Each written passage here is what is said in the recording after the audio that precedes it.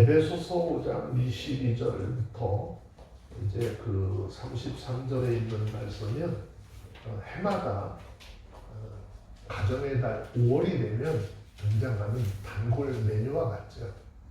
근데 이 말씀은 뭐 꼭 절기를 따라서 해야 될 이야기가 아니고 범사에 우리 믿음의 가정들이 예수 안에서 어떤 가정의 질서를 가지고 생활을 해야 될 것인가에 대한 말씀을 하고 있습니다. 말씀에 귀를 기울이시고 하나님께서 세운 믿음의 가정들을 잘 세워가는 우리 아내자들이 될 수 있는 그런 시간이 되었으면 좋겠습니다. 자, 오늘 읽은 본문의 말씀은 하나님께서 가정을 세우시는데 이 가정의 구성원 중에서 먼저 아내가 행할 도리에 대한 이야기를 말씀하고 있습니다.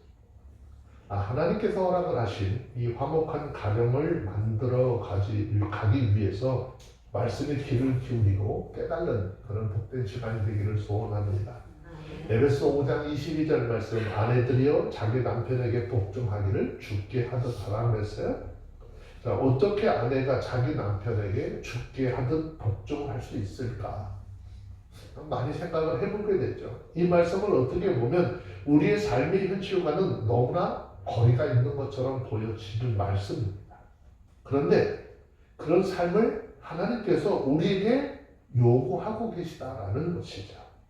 이것은 우리가 하나님께서 하나님 자녀가 된 우리들에게 한결같이 요구하시는 요구사항인 거예요. 그런데 문제는 현실적으로 보게 되면 마음은 원할지는 모르겠지만 그렇게 되지 않는 것이 우리의 삶이라는 것입니다. 자, 그러면 늘 말씀드리지만 하나님께서 이렇게 말씀하시는 의도가 무엇일까? 그죠?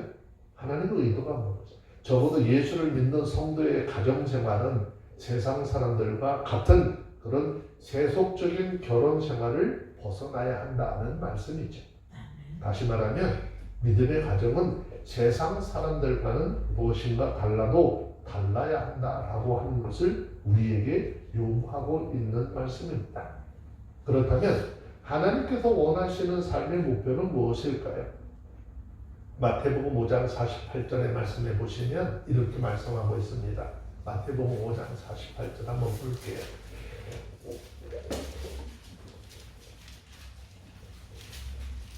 찾으셨으면 마태복음 5장 48절 함께 볼까요? 읽습니다. 시작. 그러므로 하늘에 계신 너희 아버지의 온전하신 같이 너희도 온전하라 라고 하는 것이고, 또 한 가지는 에베소서 4장 13절에서 말씀하고 있는 것처럼 우리가 다 하나님의 아들을 믿는 것과 아는 일에 하나가 되어서 온전한 사람을 이루어 그리스도의 장성한 분량에 충만한 데까지 이르리니 그랬어요. 그러니까 믿음의 가정은 삶의 수준이 좀 이 정도는 되어져야 한다는 말씀을 하고 있는 것이죠.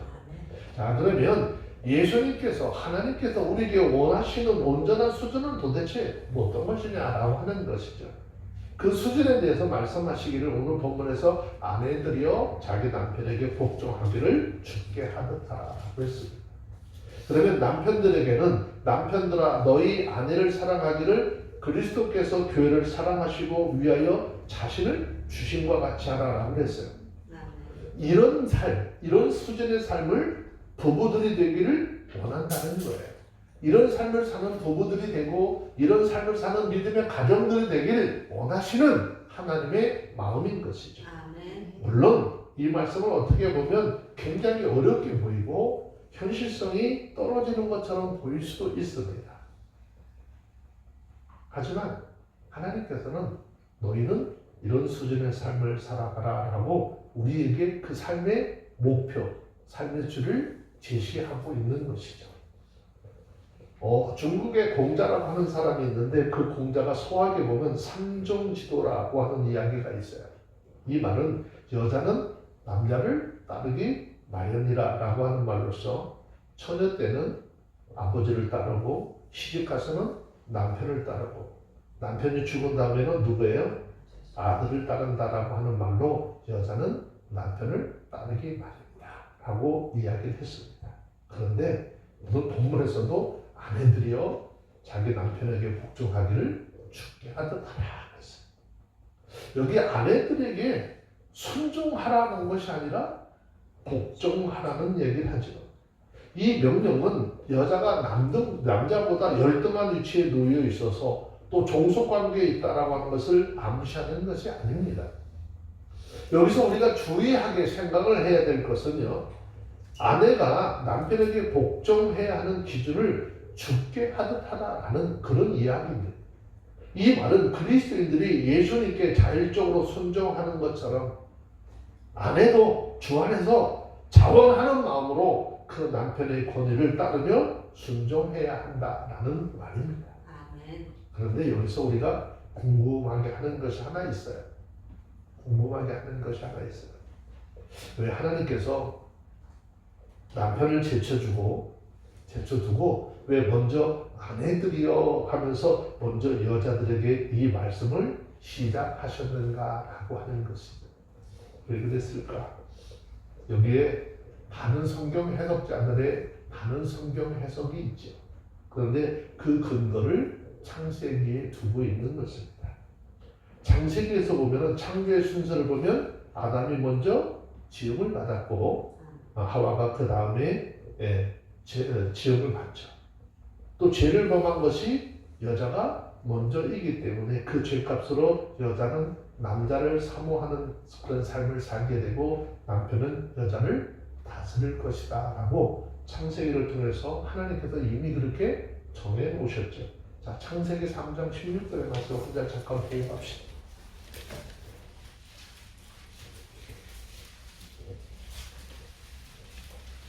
창세기 3장 16절 찾으셨으면 함께 읽어볼까요? 시작.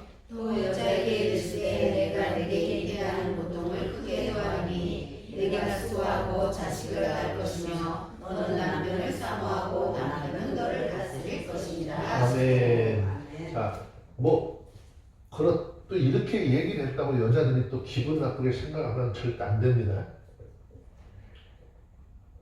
이 성경적으로 볼 때 아내들은 내 남편이 아무리 부족해도 남편은 아내의 머리다라고 하는 것을 기억하라는 거예요.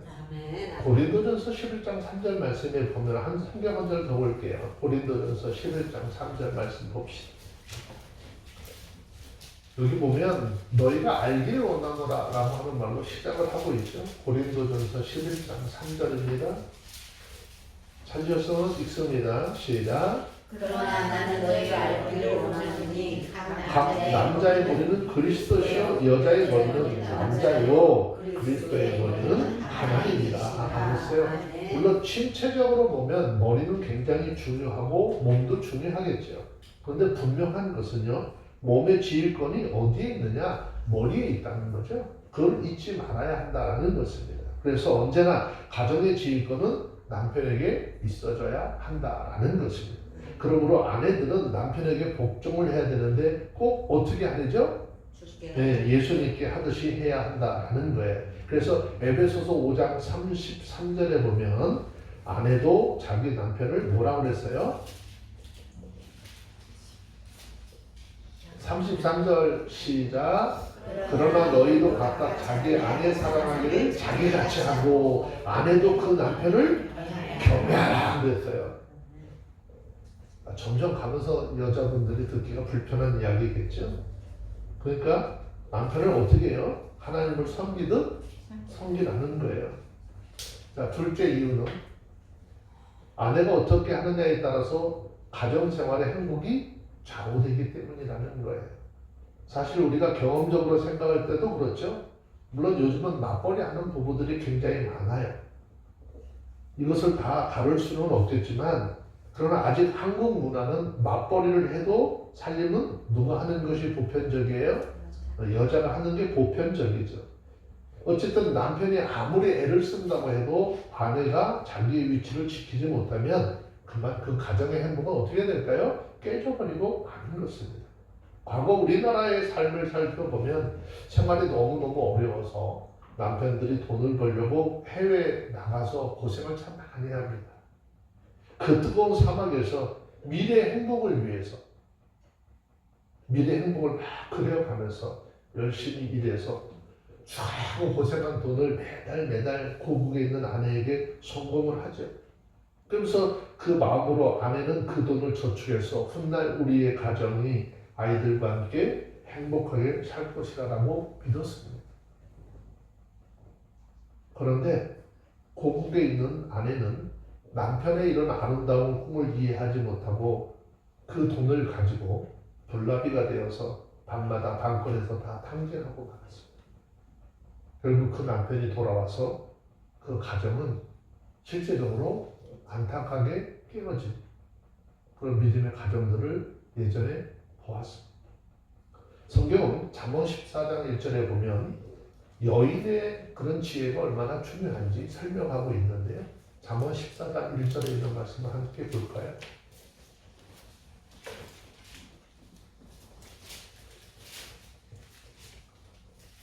잠언 14장 1절에 있는 말씀입니다. 찾으셨으면 함께 읽어보겠습니다. 시작. 무릇 지혜로운 여인은 그 집을 일으키지만 미련한 여인은 자기 손으로 그것을 서느니라. 아주 오래전에 조금 아까 말씀드렸던 거는 몇십 년 전에 우리 한국 사람들의 삶의 모습이었어요. 사실 남자들은 천성적으로 여자의 말을 잘 듣도록 되어져 있어요. 왜 그런가 궁금했어요. 그랬더니 우리 조상 아담이 일부러 이미 삶을 그렇게 살았어요. 아담이 아내의 말을 얼마나 잘 들었는지 하나님께서 야, 너 이 선악을 알게 하는 나무의 실과를 따먹으면 죽을 거야. 그러니까 너 절대로 먹지 마. 안 된다라고 하신 말씀을 알고도 하와가 선악과를 따먹고 그것을 주니까 그 먹으면 어떻게 해요? 독약이잖아요, 독약. 그런데도 받아 먹었어요.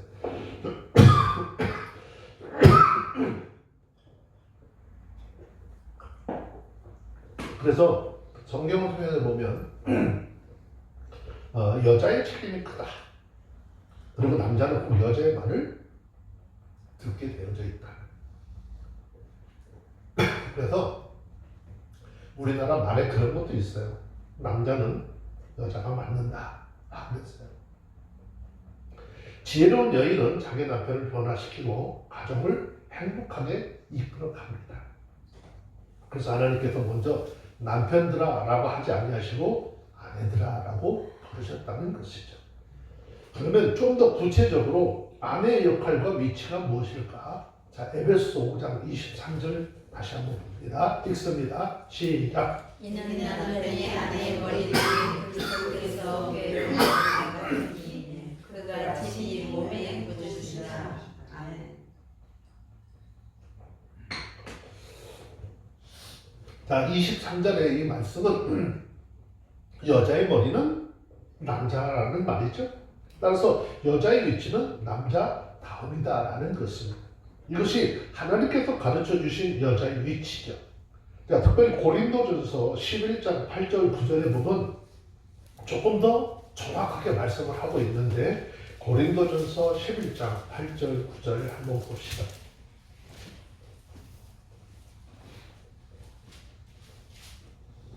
찾으셨으면 함께 볼까요? 고린도전서 11장 8절 9절 시작. 여자에게서 난 것이 아니고 여자가 남자에게서 났으며 또 남자가 여자를 위하여 지음을 받지 아니하고 여자가 남자를 위하여 지음을 받은 것이라 그랬어요.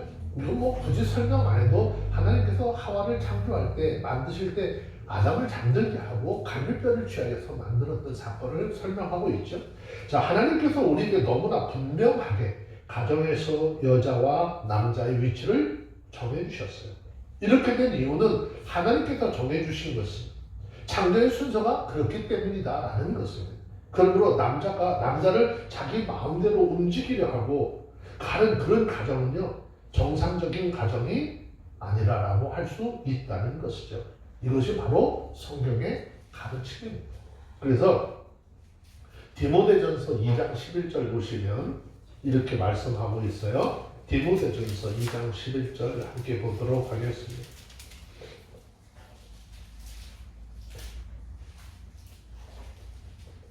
찾았으면 디모데전서 2장 11절 시작. 여자는 일절 순종함으로 조용히 배우라. 여자의 가르치는 것과 남자를 주관하는 것은 허락치 아니하나니 오직 종용할지니라. 자, 여기서 종용할지니라 이 말은 헬라 원어를 보면요 헤시키아라고 하는 단어로 되어져 있어요. 이 말은 이런 거에 조용히 하다, 침묵을 지키라는 뜻입니다. 무엇이든지 우리의 삶 속에서 보면 자기 위치가 있을 때 가장 아름답고 보기 좋은 것이죠. 집이요, 잘 꾸며놓은 집은 호화로운 가구와 그 다음에 그런 것으로 채운 그런 집이 아니고 값싼 것들로 뭘 막 장식되는 그런 것이 아니죠. 모든 것들이 꼭 있어야 할 곳에 잘 놓여진 집, 잘 꾸며놓은 집, 그런 집들이 아름다운 집이라고 해요. 마찬가지로 여자의 가장 아름다울 때가 언제인가 하면 하나님께서 정한 여자의 위치에 있을 때다라고 하는 것입니다. 자, 그런데 요즘 가정들을 살짝 들여다보면 가정에서요 아내가 남편 위에 서서 모든 것을 좌지우지하는 가정들이 이미 많아졌습니다. 뭐 많은 사람들이 이야기하기를 이미 세대가 그렇게 만들어졌다라고 하지만 세대가 만든 것은 하나님, 사람들이 만든 것이고 하나님께서 만든 법은 그렇지 않은 것이죠. 남편이 말을 해도 듣지 않아요. 자기 주장이 강해요. 자꾸 남편을 관철시켜서 자기의 뜻을 세우려고 하고 남편을 초라하게 만들려고 합니다. 그 일들이 이루어지는 게 집안에서만 이러면 괜찮은데 밖에 나가서도 되거든요. 그러니까 다른 사람들에게 망신스러운 남편을 만드는 어리석은 여자들이 더러들 있다라고 하죠. 그런 집은 어떨까요? 머리가 두 개인 괴물스러운 집에 속한다는 거예요. 결국 남자가 어리석은 사람으로 다른 사람에게 보이면 그 여인은 원치 않아도 어리석은 남자의 아내 그 이상은 될 수 없다라는 것이죠. 그러므로 가정에서 남편이 중심이 되어야 하고 아내는 반드시 남편과 생각과 뜻을 어떻게 존중해야 한다는 것입니다. 뭐 그렇다고 이 말이 여자가 남자보다 열등하다 뭐 그런 말은 결코 아닙니다. 남녀는 평등합니다. 여자도 하나님의 형상을 따라 지음을 받았고 여자에게도 동일하게 영혼을 창조해 주셨습니다. 남자와 여자는 하나님 앞에서 평등한 것입니다. 그러나 평등이라고 하는 말과 동등이라고 하는 말의 의미는 다른 것이다라는 것이죠. 남자에게는 남자가 해야 될 일이 있는 것이고 여자에게는 여자들이 서 있어야 할 위치가 있다라고 하는 말인데 이것이 혼동이 되면 안 된다라는 것을 말씀을 하고 있습니다.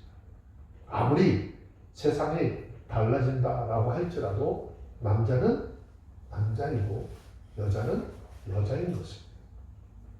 각자의 위치가 있다라고 하는 것이고 이것은 하나님의 창조 질서다라는 거예요.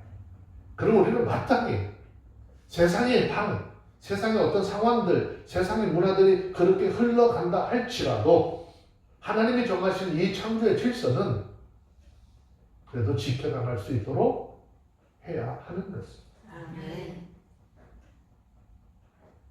성경을 살펴보면 거의 전부들이요 아내들에게 대한 교훈이 굉장히 좀 줄을 이루고 있고요. 그 다음에 거기다가 반드시 복종하라라고 하는 단어가 늘 뒤따라지죠. 이 말씀은 아내 될 사람들이 기억해야 할 하나님의 법인 것이죠. 성경은 심지어 에베소서 5장 33절 보면 아까 읽었죠? 남편을 뭐 하라고 그랬어요? 경외하라고까지 명령을 하셨어요. 하지만 이것은 아내들이 진정으로 마음속으로부터 남편을 대할 때 경외하고 복종하라 그런 뜻이에요. 남편을 생각하는데 존경하는 마음이 없다면 그것은 그 가정은 이미 가정의 질서가 다 깨져버린 상태라는 것이죠. 마음속으로부터 남편을 대할 때 경외하는 마음으로 경외하고 복종하라. 여기 문제가 있어요. 나의 복종을 받은 나의 남편의 삶을 보니까 인격적으로 대우를 받을 만한 사람이 아니라면 어떻게 해야 될 것인가? 상대적으로 이런 고민들이 있어지게 되죠. 즉 남자에게는 가정의 남편으로서의 위치, 존경받을 만한 그런 것들을 보면은 결함이 있는데 어떻게 복종할 수 있느냐라고 이야기합니다. 요즘 말로 다시 이야기하면 이 남자가 생활력도 없어요. 뭐 능력도 없어요. 그런데 이런 사람에게까지 복종을 해야 되느냐라고 하는 것이죠. 그런데 성경의 답은 뭐죠? 하나님의 답은 뭐예요? 이 질문에 대한 답이 뭐냐면 복종해야 한다는 것이죠. 어떤 결함이 좀 있고 어떤 실패와 허물과 또 부족함이 있다 할지라도 반드시 남편이라고 하는 사람에게 복종해야 한다라고 하는 것은 하나님의 명령인 것이죠. 물론 우리가 삶을 돌이켜보면 복종할 수 없는 부분이 전혀 없는 것은 아니지. 여기서 말하는 복종하라라고 하는 말은요, 맹종하다라고 하는 것은 좀 다른 거예요. 남편이라고 해서 아내의 신앙생활을 방해하거나 가로막을 권리가 없는 것이죠. 신앙 양심에 어긋나는 것을 남편이 요구할 때 하나님에게 순종해야지 남편에게 순종할 수는 없다는 것이죠. 결국 하나님의 법을 어겨가면서까지 남편에게 복종하라 그런 뜻은 아니라는 것입니다. 조금 아까도 다시 말씀을 드렸지만 맹종과 복종의 의미는 다른 것이라는 것이죠. 자, 한번 보실까요? 사도행전 5장 29절에 있는 말씀입니다.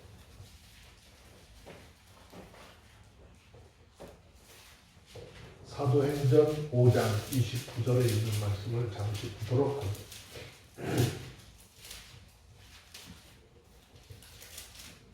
읽습니다. 사도행전 5장 29절 시작. 베드로와 사도들이 대답하여 가로되 사자보다 하나님을 순종하는 것이 맞다 하니라. 네. 하나님의 뜻을 쫓을 것이냐 아니면 사람의 뜻을 쫓을 것이냐라고 하는 기로에 섰을 때 어떻게 해요? 사람의 뜻을 쫓는 것이 아니라 하나님의 뜻을 쫓아 순종하는 것이 마땅하다는, 당연히 그렇게 해야 된다는 것이죠.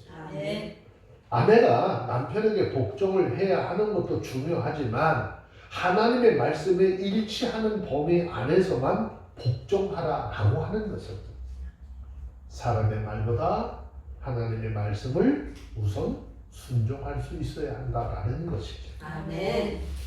자, 그래서 24절 말씀에 다시 한번 좀 볼게요. 에베소서 5장 24절 한번 더 볼게요. 읽습니다. 시작. 그러나 교회가 그리스도에게 하듯 아내들도 본사에 그 남편에게 복종할지니라. 자, 여기 굉장히 중요한 단어가 하나 등장을 합니다. 중요한 단어는 어떤 걸까요? 범사에 복종하라라는 말. 자, 그러나 지금 세상이 어떻게 해요? 서두에서 말씀을 드렸지 너무 많이 달라졌어요. 너무 많이 달라졌어요. 여성들이요, 남성들과 인격적으로 어떻게 동등한 대우를 받고 있어요. 아니, 어떻게 보면 여성들이 더 높은 지위, 더 높은 자리에 서서 호령을 하고 군림을 하는, 또 지시를 하는 이런 것들이 우리 사회 회사라고 하는, 사회 공동체라고 하는 이 공동체를 들여다보면 이미 존재하고 있는 것이죠. 그래서 그런 건지는 잘 모르겠는데 여자분들이 남자들에게 복종하기는 그만두고 요즘 세상에서 남자에게 쥐어 살 여자가 어디 있느냐 이런 말을 하면은 정신 나간 소리 하지 말라라고 이야기합니다. 뉴스를 통해서도 가끔 보게 되는데 심지어는 자기 아내한테 얻어맞고 매를 맞으면서 사는 사람들도 있다는 것이죠.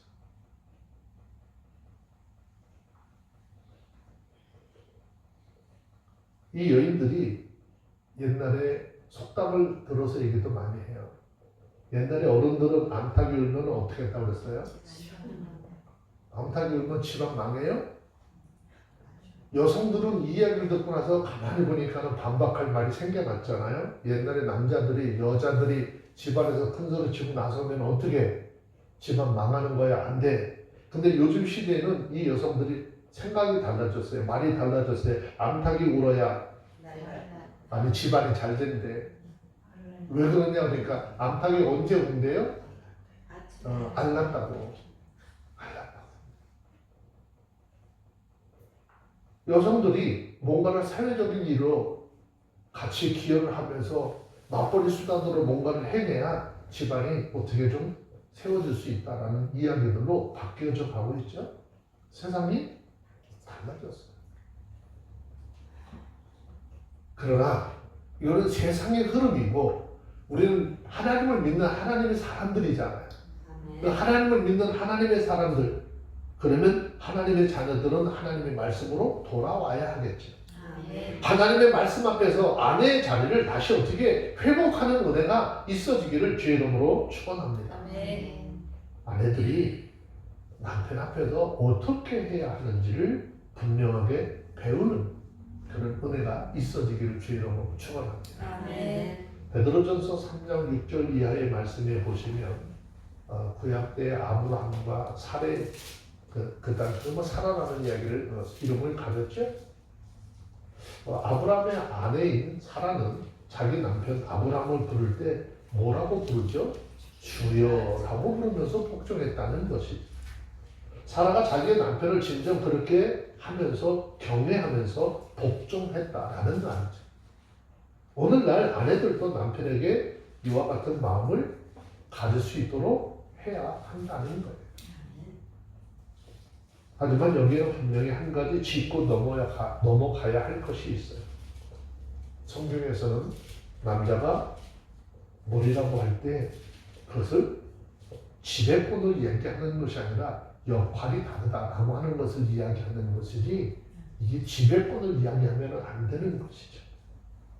그래서 이런 이야기들 때문에 어떤 목회자들은 여자 목사는 안 된다라고 떠드는 사람이 있는 거예요.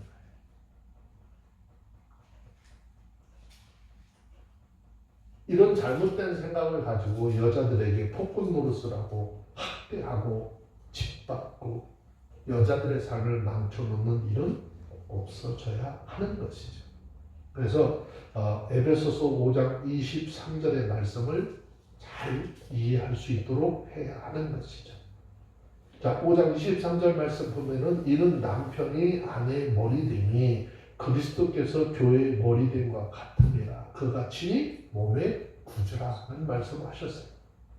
그러므로 남자들은 교회의 머리 되신 예수님이 어떤 분이신가를 먼저 배워야 남편 노릇을 제대로 할 수 있다라는 이야기예요. 예수님께서 교회를 위해서 죽기까지 복종하셨고 그 교회를 세우시기 위해서 자기의 생명을 전부 쏟아 부어주셨다는 것을 남자들은 잊지 말라는 거예요. 권위를 주장하고 자기의 위치만 주장하는 것이 아니라 올바른 가정을 세우기 위해서 남자들도 온 힘을 다해서 헌신하고 수고하는 그 수고를 함께 해 나가야 한다라는 것입니다.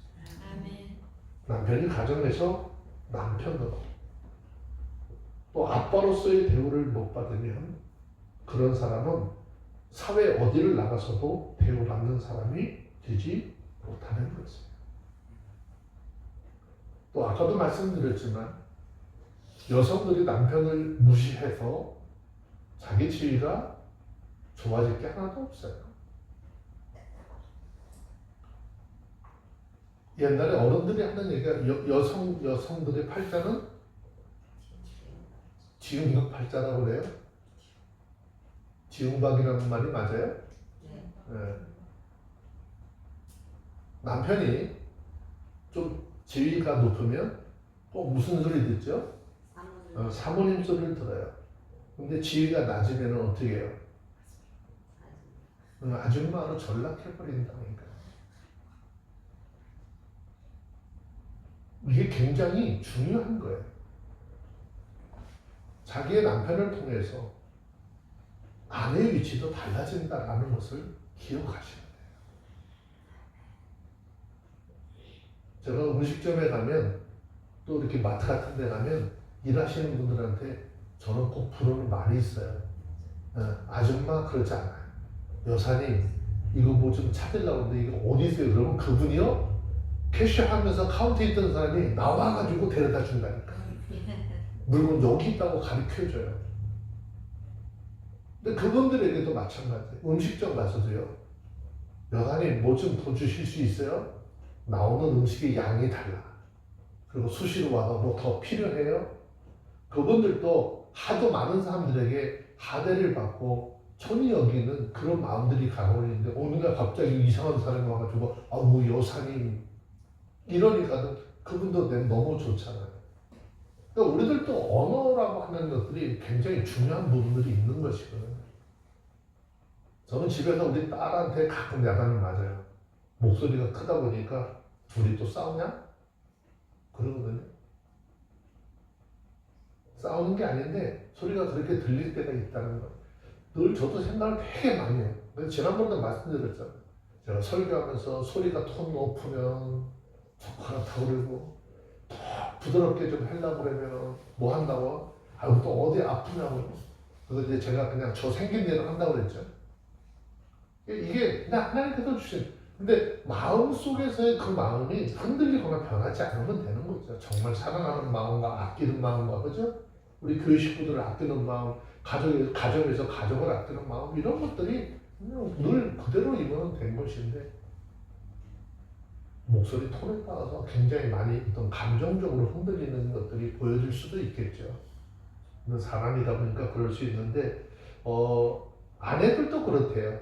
남편들이 뭘 부르면 목소리가 그 기분에 따라서 대답하는 톤이 다르다고. 그럼 아내분들이 톤이 싸나워졌다는 건 남편이 뭔가 불만족스럽게 하고 있다는 거잖아요. 그런 걸 좀 깨달았는데, 이 남자들이 이런 센스가 없어. 예민하지가 않아요.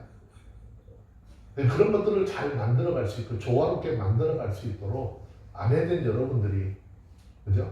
집안에서 화목한 가정, 아름다운 가정을 만들어갈 수 있도록 이렇게 애쓰는 그런 은혜가 있어지기를 주의 이름으로 축원합니다. 다시 한번 강조해서 말씀드리면, 아내도 머리 되는 남편을 예수님처럼 존경하고 순종하지 못하면 결국 자신이 파괴되는 것을 잊지 말라고 하는 것은 남편의 위치에 따라서 아내의 위치도 달라지기 때문이다라는 것을 설명드렸어요. 스스로 자신의 가정을 파괴하는 여인은 지혜롭다라고 할 수는 없겠죠.